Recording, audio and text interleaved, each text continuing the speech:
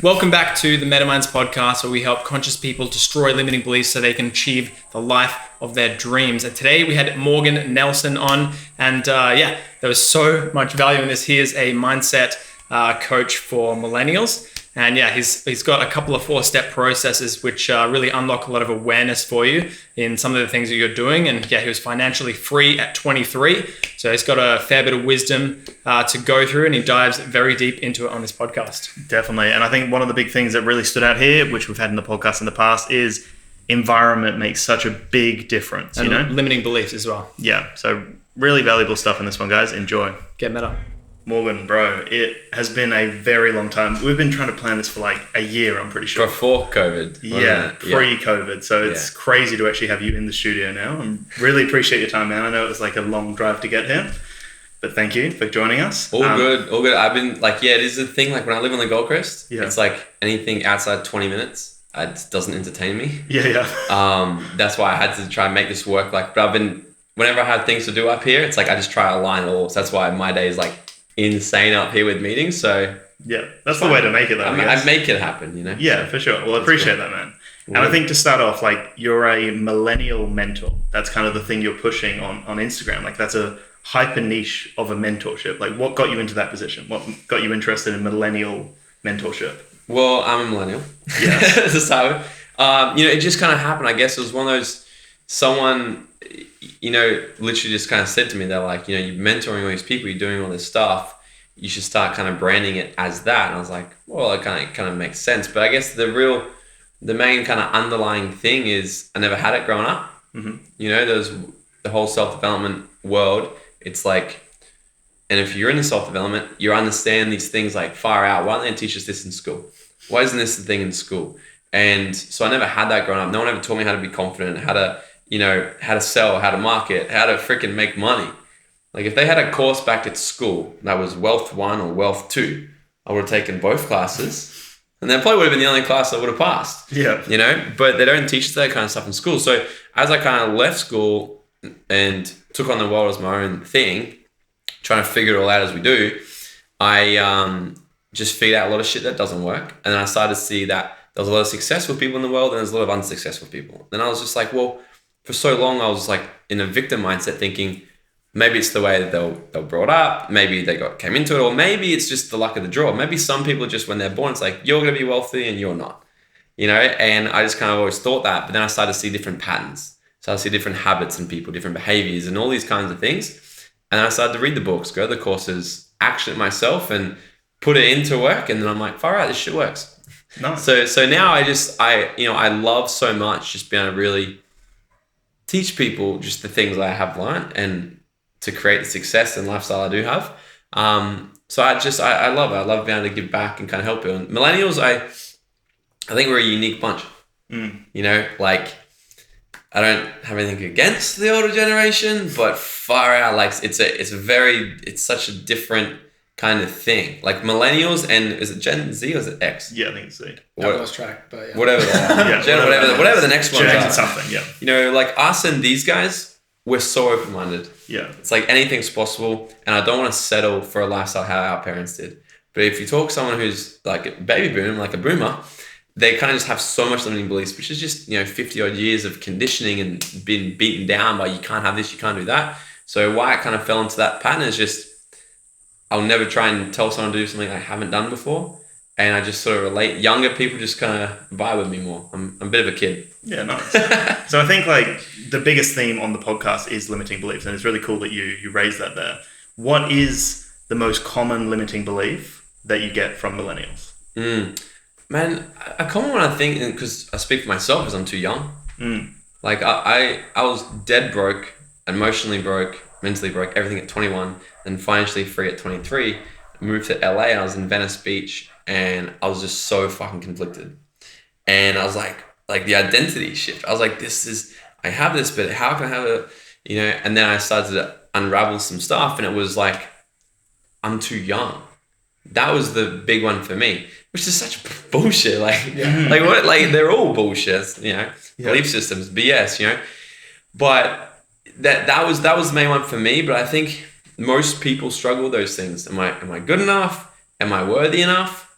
And am I too young for this, or I'm too young? And anything that follows the words I am, like we identify ourselves with, but how we perceive the world, like what we believe about ourselves is how we're going to act in the world.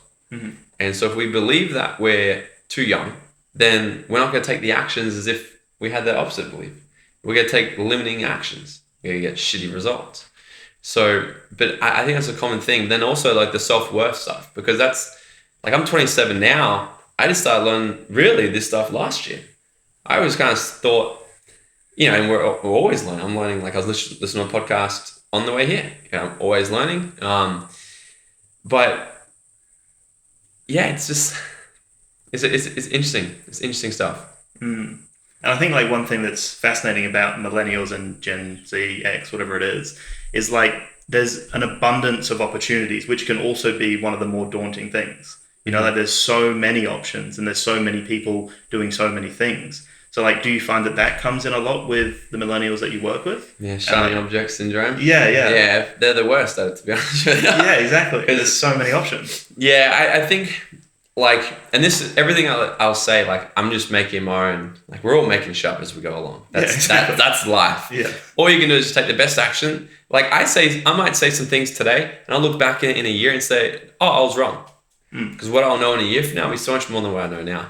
But this is what I believe. This is what I think so far is why shiny object syndrome does happen is the cycle of growth, right? So we go through, there's like 4 pillars. And the first part of going through anything, like learning anything, you need to go through these 4 pillars. And the first one is unconscious incompetence. So it's like ignorance on fire. So when I started my first example, I've just started learning like Latin dancing, salsa and bachata and stuff. I go to salsa, I'm ignorance on fire. I'm like, I'm going to kill this. I'm going to be the best dancer because I love this shit. This is going to be great. I get there. Oh, fuck, I have 2 left feet. I'm unconsciously incompetent when I first start. I was like, I didn't know how shit I am. And then I moved to the next phase, consciously incompetent. I'm like, oh, damn, I'm shit. I suck. This is the best place to be because this is like progressing. This is the best place to be because this is where the work starts here. And what this happens here is like, okay, now I'm aware, which awareness is key. And now I'm aware that it's going to take some work and take some work. But what happens, people get stuck here and they start comparing themselves to people who are at stage 4 already, which I'll get to in a sec. But people compare themselves to people who are already great. And they're like, fuck, man, I can never do that. I can't be as good as that. Look how good he is. But they don't compare themselves to how long they've done it for. They don't compare themselves to how much work they've put into it, how much sacrifice they've made. They look at the end result and they compare it with where they are now. It's like opening a book and comparing your chapter 1 with someone's chapter 20. It just makes no sense at all. But people get stuck there. Then they go, I'm shit at this. I'm going to try something else. I'm going to go try I'm going to start e-commerce. Oh, sweet. Oh, fuck, this is hard. Oh, what's next? I'm going to try network marketing. Oh, sweet. I'm going to do this. Oh, what? I got to talk to somebody? Oh, I'm not going to do this. I'm going to go here. Oh, I'm going to go to this. I'm going to start a digital marketing agency. Oh, I'm going to do this. And they just bounce between this until they miraculously hope to find something that they're just naturally really good at straight away. Like, I don't know about you guys. Have you ever just killed anything as soon as you've ever done it? Like, absolutely not. That doesn't exist. That does not exist. Like we're all shit. Like, imagine if when you were born, if you walk over and you fall over and you're like, fuck, I can't do this walking thing. Yeah. No, I'm sticking to the boys. Just carry me. Mom, carry me forever. Can you try that? No, but then how do you learn to walk? You have a mentor. And your parents? No, motherfucker. You gotta get up. You gotta keep walking. Yeah. You're gonna walk. I ain't carrying you when you're 18 years old. So then you get the consciously incompetent, and this is where work starts. This is where, the daily consistent action happens, the visualizing, the affirmations, creating a new identity, going from one identity to the next, someone who's shit to someone who's great. What's the path there? You bridge this, and then the next phase is consciously competent. Like when you drive in the car, the first time you're ever driving a car, and you get in, you're like, I'm going to kill this, I'm going to be like a race car driver, and you get in, and you're like, oh, you mount a curve, and you're like, oh, fuck. Right? And then eventually you learn, okay, the gear stick, okay, speed limit, brake, okay, and then next thing you're like, oh, I'm kind of good at this. Like, I'm aware that I'm getting good at this now. I've got this skill. And then eventually after years of repetition, years of just doing an action, you move up to the 4th one, which is the identity. which is unconsciously unconfident. Like I drove up here today. I don't know how I got here. Yeah. Like I was doing emails. I was doing so much shit on the way up here because I'm just like, don't recommend doing this at home. But I'm unconsciously competent as driving a car now. So like I'm playing with the radio on Clubhouse here, podcast here, frying eggs in the back seat, steering with my freaking knee, because I'm just unconsciously competent about doing that. Now that's the identity. So when people come in, like why do people get shiny object syndrome? It's because they're not willing to go the course. They're not willing to commit. That's the problem with young people. They want things now. They grew up in a world where they can talk to Google, talk to Alexa, Siri, get things right now. Everything's just so instant for our generation. I feel we got like the tail end of that. Like, we still grew up where you come home when the lights are turn on in the streets, right? We didn't have the technology, but we had the best of both worlds. I'm so grateful for being 27. Yeah, dude, straight up. Yeah, it's like I had that lifestyle, but then also watch technology come in, like, sweet. For the people who are 18, 19, it's like I kind of worry a bit. Like, and they should have more awareness, because the way it's like the psychology and the dopamine hits and everything with social media, and it's crazy, but I think that's the main thing. People just aren't willing to actually commit and go the journey. And to bring it back to dancing, it's so funny because everything I do, I apply this to. I just understand it's a journey. And if you're willing to be the best, if you're willing to have the end result, you need to go through this journey. You can't bypass it. You can fast track it by getting a mentor, a coach, paying someone who's already there to exactly how to do it, how to fast track it, how to not make mistakes that they did, and how to do it better, how to perfect you. Like if you look at, it's like you look at Tiger Woods, man. Do you think his best golfer in the world, does he think he has a coach? Absolutely. Best golfer in the world still has someone watch him, critique him, tell him how to get better, help him get better, all these kinds of things. And sometimes people try to question this, like, well, do I need a mentor? Do I need a coach? It's like, well, like, can I just figure it out on my own? Well, how did you learn to walk? You had your parents teaching you. When you didn't, or when you fell over, they'd pick you back up. I bought an online course, bro. I don't know what you're talking about. I didn't have any parents for that. Right. And then how about like learning how to speak, doing maths? We had teachers. We had all this. But then when we finished school, people go, I'm going to figure this life shit out online. I'm going to figure out how to make money, because I don't teach how to make money. I always say this, and it's so funny, like whenever I'm eating dinner with people, I'm like, the two topics I'm so comfortable talking about is money and sex, because it's fucking life, right? And it's actually, ironically, the two things that most people feel so uncomfortable to talk about. And that's why most people are broke and have shit sex.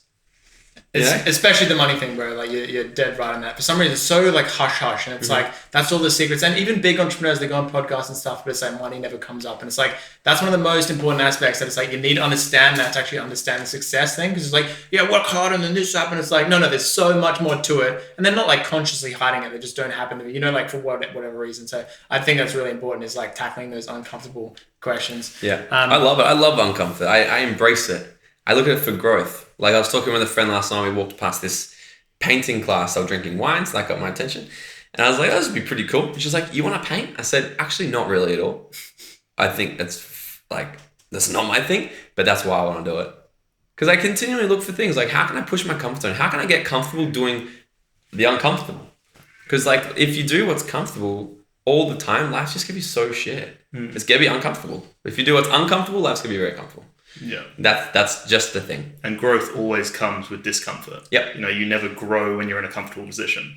No way. So like with that then, like it sounds like you try to take anything on. Like you're trying all these different approaches. So in a world where there are so many options and time is scarce, how do you recognize what to not try? Like what about people who would, like you said the example there of someone does the loop where it's like they'll try it, it didn't really work, and then they go back. So, for example, with like a business or with like a future endeavor that you want to take on, how do you recognize that that's the thing?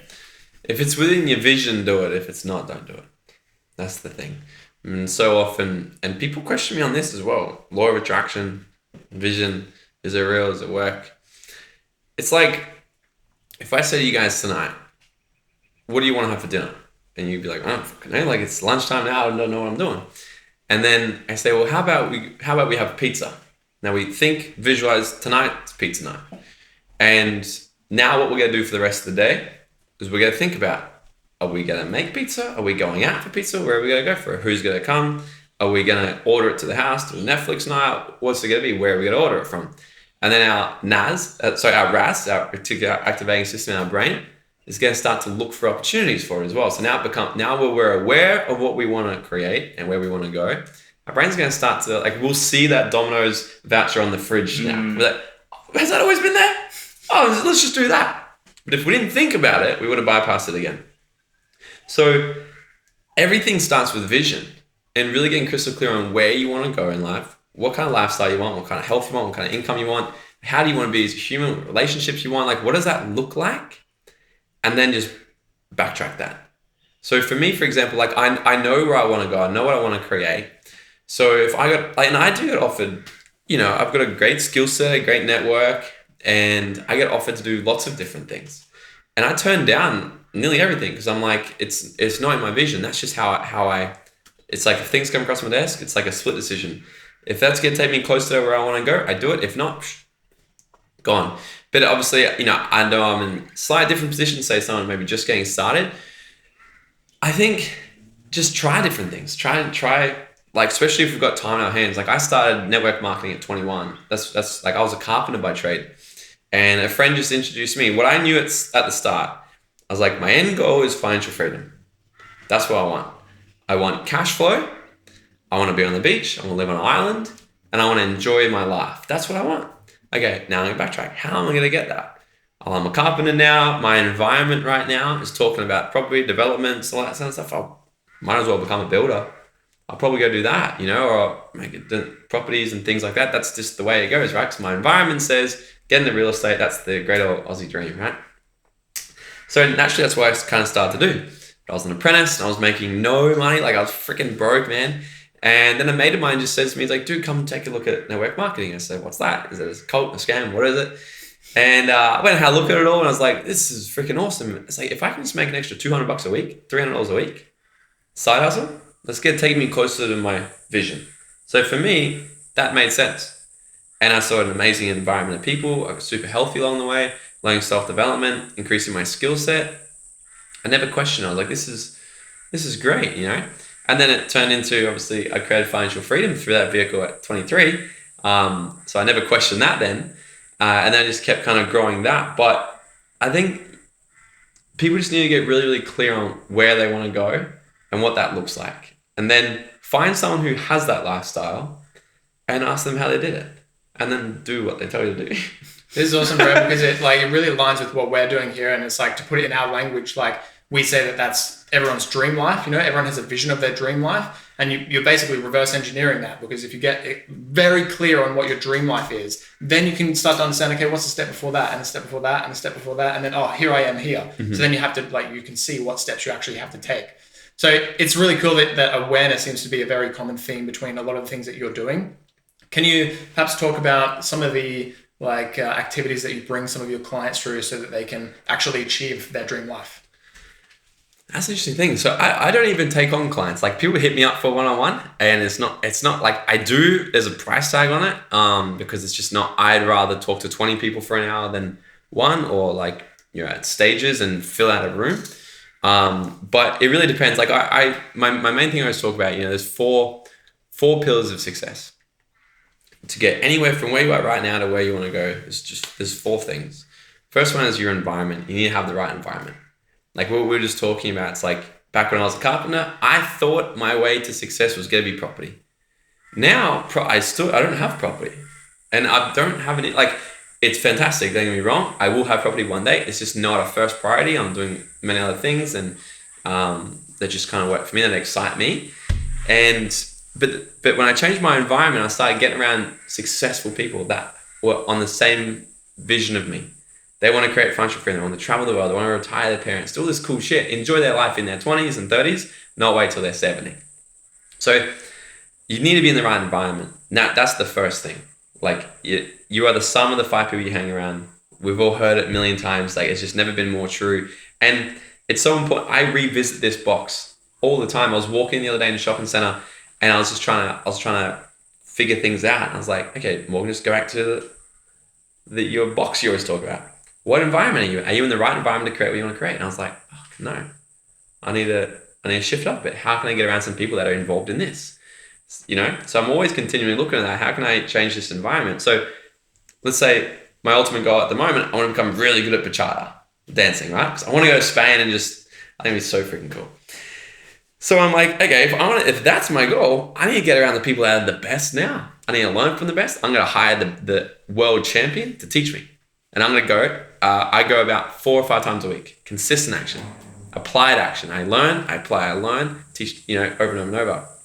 But if I want to create $1 million business, I need to go get around people that are making millions of dollars a year. So the environment's key. The right environment. The second one is the right vehicle. You need to be in the right vehicle. But being around the right environment is going to help you discover this. And if you're still trying to kind of figure out the right vehicle, comes back to what we were talking about before. Is it in your line with your vision? Do you know where you're going? Like, I knew I wanted to go and create, perfect example, because it's not always money. Back when I was a carpenter, I knew I wanted to just be living on the beach, having freedom and tacos and margaritas. That's what I like. And I was making, when I got qualified as a carpenter, about, 80 grand a year, something like that. And I was building my business on the side. I was probably making another $30,000, $40,000 a year through that. And then my boss at the time said to me, because he wanted me to run his company. And he goes, I want to make you 2IC of my company. I was 22 years old. Be 2IC of my whole building company. I'm going to be on $250,000 a year. I was like, fuck. No, thank you. It wasn't in my vision. It wasn't the money. I didn't, that's not in my vision. I'm not taking this on. I don't care about that, because what I know I'm going is on a beach in Mexico with freedom. That's what I want. So thanks, but no thanks. He didn't really like that, but he got over it. And then, so the vehicle. So you need to find, is the vehicle going to be in your vision? The next one is the right time. So this is really bridging the gap, right? Of where you are right now to where you want to go. So I always just look at these 4 pillars with people, like which box is not being ticked right now? And then let's dive into that a bit more. So the right time, is it the right time? I think, what are you waiting for? If not now, then when? Right? So there's you won't get that moment back ever again. So you're not just taking massive, messy action right now towards something. You never get to figure it out. I think so many people get stuck in this perfectionism thing, or it has to be right. It's never going to be right. Everything I do is not right still. I just brought on an assistant this week, thank God. And she, now she's cleaning up a lot of the crap that I leave behind, because I'm I don't know what I did there, but I'm just moving. I'm moving. I need you to help, right? I'm just moving always. You just got to be taking action, got to be doing things. And then, like I said before we start this, I run my life in 90-day increments. Take massive action for 90 days, and then I'll look back. What worked, what didn't work, can I change? Seek feedback, course correct, let's go again. It's kind of the thing there. But when I talk about making the right time, this is it. You need to create enough pain in the present moment, because every single thing we do in life is to avoid pain and gain pleasure. This is what we do subconsciously. That's it, right? But what happens is, I was having this conversation with a friend last night. We're all out dancing. And she says to me, I want to start, because she's in my team and she wants to build her business to where I've got mine. She's like, I'm out dancing and, I really need to start taking this seriously. I said, what I was doing 5 years ago, I could have been here at this bar dancing salsa and stuff as well, because I've always wanted to do it. But I was at home building my business. Because at the time, I looked at what's more painful. Staying home tonight, having FOMO of everybody else going out and having fun, or looking forward in my life 5 years from now and being in the exact same position I'm in right now. What's more painful? That got me in action. So it's really about to leave the current situation, look forward 5 years from now. If nothing's changing in your life, same health, same lifestyle, same relationships, same personality, same everything, how do you feel about that? If that doesn't create enough discomfort in your life, far out, man. Go 10 years, go 20 years forward then, If that's not creating discomfort right now, then I'm not sure what's going to. Because right now what people do is they go, okay, what I want to do? I want to gain pleasure. I'm going to go out dancing tonight. Because I'm avoiding the pain of having FOMO of watching everybody else. But then they're just living in the moment again. They're living, but success isn't in the moment. Peace and happiness is in the moment. But success, you need a future pace. Success, you need to go forward, work backwards. How would the future of me be be working right now, how they'd be acting, or how they'd be looking, talking, walking, all these things. And so it's really about that, being able to go forward and create enough pain and discomfort in the present where you get off your ass. There's a story of this little boy walking down the street, and there's an old man sitting on the porch, and his dog's on the porch. And his dog's just sitting there howling and howling and howling and howling. And the little boy goes up to the old man, he goes, "What the fuck's wrong with your dog?" And he goes, "Well, he's sitting on a nail." He goes, "Well, why doesn't he just get off the nail?" He goes, "Well, because it doesn't hurt enough for him yet." And that's what so many people are doing. They're sitting on this nail, living a 7 out of 10 lifestyle where it's too good to create discomfort to do what they need to do. But, they're happy to complain about it. You know what I mean? When so many people live in a 7 out of 10 where they could get to an 8, 9, 10 if they put that little bit extra work. Especially with devices and Netflix and everything right now, it makes it so easy to do that. Yeah, just delete it all. Delete it all. Unsubscribe. I'm not on Netflix. I'm not on anything. It's just the more a successful person they don't really have, yes, they've got better habits. They've got, absolutely. But some environment stronger than willpower. And it doesn't matter how successful you are. The key is to actually just, the biggest habit of success is actually just not to put yourself in front of temptation. Like if you're trying to not do drugs anymore, you don't go hang around your friends who do drugs. If your goal is to have the most amazing, faithful relationship ever, probably going to a strip club or going to a party with lots of naked women or something, probably not a good idea. Damn, you have to cut that out. Yeah. Damn.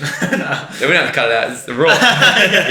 But it's probably not a good idea. It's successful people just don't put themselves around temptation. Yeah. That's the thing. So with the Netflix and things like that, cut it. Yeah. Unplug the TV. Get rid of the TV. The harder it is to get there, then the harder it is to actually do it. You got to put boundaries in. Yeah, for sure. Bro. Yeah. So that's find the right time. How you decide the right time is whenever you want. Whenever you want to decide that you're not happy where you are right now, and realize that if nothing changes, nothing's going to change, and bringing forward that pain from the future into the present and being like, if I don't act now, then that visualization of the future of me exactly where I am now, probably worse, let's be honest, because everything's compounding. If you're not making good habits, you're making bad habits, and it's get compounded worse. Maybe you'll be 20 kilos more overweight. Maybe your relationships will be worse. You'll have less friends, maybe have less money, more debt, anxiety, depression. Well, what's going to happen in 5-10 years if nothing changes? Bring that forward into the present and then go, okay, well, if not now, then when? And then the last one is becoming the right you. This is the thing, you need to be the right you for success. And I say it's down to your beliefs, your values, and your attitude. There's a quote, I think Haran Yahya said, he's like, I often wonder why all the birds stay exactly where they are when they can fly anywhere in the world they want. And then I ask myself the exact same question, right? So we all have these beliefs. And the crappy thing is, you asked before, it's why do you like the millennial mentor? Because the shit thing is, most people's success in life comes down to the postcode they grew up in. Right? I grew up in a pretty crappy postcode. I broke away from it, seeking all different things. Because there was a test that a bunch of scientists did. And they put 6 monkeys in a cage. And they put a ladder in the cage with a bunch of bananas at the top of the ladder. And as soon as a monkey would go up the ladder, they would scold the other monkeys with water, right? So then after a while, as soon as the monkey went up the ladder, the other ones knew they would get scolded, so they'd beat the shit out of the monkey. Okay? And then every single time a monkey would try to go up, they'd get the crap beaten out of it until no monkey would go up the ladder. But the bananas were still there. So then they took one monkey out, put a brand new one in. The new one goes up the ladder, gets the crap beaten out of it. Doesn't know why. It's what the hell? I don't know. Okay, I'm not going up the ladder. They changed another one. Every time a new one came in, it would get a little beat down. And then after all, every single monkey in there hasn't been up the ladder and they haven't been scalded with water. Now, if you pull one of them out and you say, why didn't you go get your bananas? They'd probably say to you, well, that's just the way things have always been done around here. Mm-hmm. It's that crab in a pot mentality where people pull you down. People pull you down and they don't want that success for you. But it's just that power of your environment, catching on, look back, how did you grow up? What was the money story in your family? How were people spending money growing up? How were people talking about successful people? Because if that's the way things have always been done, if you don't break that mold, break that paradigm, you need to change that paradigm for a new cage where people are talking about, hey, I'm going to support you going up that ladder. Let's go get it. Hey, let's find, how can we get up there better? How can we multiply these bananas? That's the cage you want to get into, right? So talking about beliefs, I love that this whole podcast is all around that stuff, because that is the thing. How you believe about yourself is how you're going to live your life. And then your values, another thing to kind of work on, how do you know if you're going in the right direction, is to look at your values. Like, do you value, like my values are love, success, and fun. So if what I'm doing for money doesn't involve making an impact on somebody or having fun, doesn't involve me. I don't care about the money. Like the success, it motivates me, but I have to blend them all. That's how I know I'm making the right decision. I'm doing what I love. So it's about really working on your values, which are true to you, which that's the process I do with people one-on-one, because it's like this whole freaking crazy thing. And then the last one is the right attitude. I think if people just took one thing from this, I guess, developing the right attitude is just going to get you so much further. Because there's 3 kinds of people in the world. There's people who complain about the win. And then there's people who just hope and manifest and pray and put their crystals in alignment. The wind is just going to change for me. It's just happening. Everything's happening. And they take no fucking action. It's just going to happen, right? Very optimistic. And then the last person just gets up and changes the settings. This isn't working. Change. This isn't working. Change. Right? So then I ask, it's like, why do the birds stay in the same position if they can go anywhere else they want? Is it because that's all that they've ever known? Is it because they're scared of the unknown? Or maybe just because they're a dumb bird? I don't know. Yeah? It's like, if you're not happy with where you are right now, do something about it. Love it, man. That was very, very detailed. And a lot of those things that you mentioned towards the end there, we kind of cover in our life systems in our course as well. So that's really cool that there's a lot of crossover. Now we've hit the time there. So thank you very much for coming on. I'm sure you've got a lot to do for the rest of the day, and we do as well. So thank you very much for coming on. I really appreciate it, dude. All good.